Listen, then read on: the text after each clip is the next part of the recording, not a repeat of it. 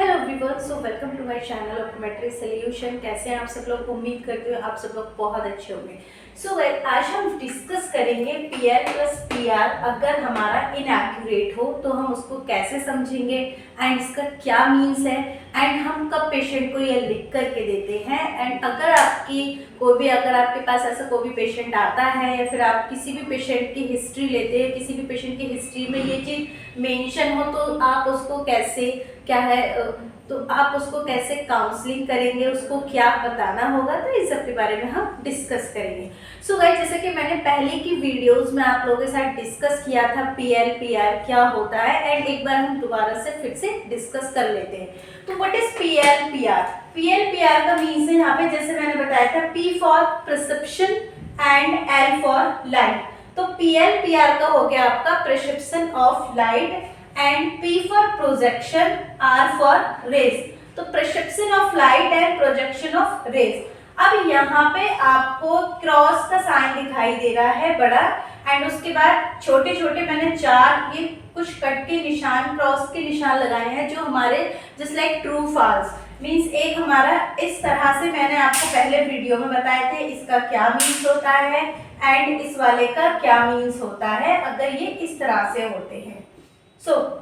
जैसे कि मैंने पिछली वीडियो में आपको एक डेमो करके दिखाया था कि भाई हम पेशेंट को सीधा लाइट डालते हैं एंड फिर नीचे इंफीरियर से, सबसे फर्स्ट ऑफ ऑल हम फ्रंट से लाइट डालेंगे, इंफीरियर से डालेंगे, सुपीरियर से डालेंगे एंड हम उसको क्या है नेजल साइड से डालेंगे और टेम्पोरल साइड से डालेंगे।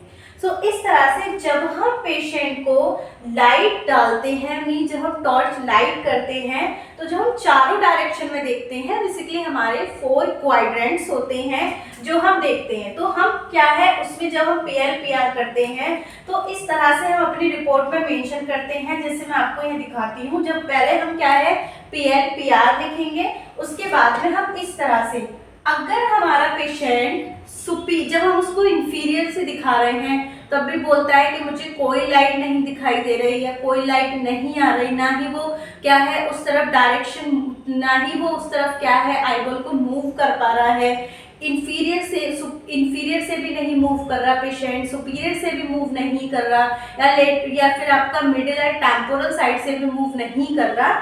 इट मीन्स वो चारों डायरेक्शन में उसको कहीं से भी टॉर्च लाइट परसीव नहीं हो रही है, देन उस कंडीशन में हम इनएक्यूरेट लिखते हैं। इनएक्यूरेट का मीन्स है कि पेशेंट पीएल पीआर उसका इनएक्यूरेट है, एक्यूरेट नहीं है एंड वो पेशेंट क्या है उसको कुछ भी उस आंख से दिखाई नहीं दे रहा है। बेसिकली ये कंडीशन ज्यादातर आपको क्या है राइट आई में भी मिल सकती है, लेफ्ट आई में भी मिल सकती है। बहुत रेयर केस होते हैं जिनमें आपको दोनों आंखों में मिल सकती है।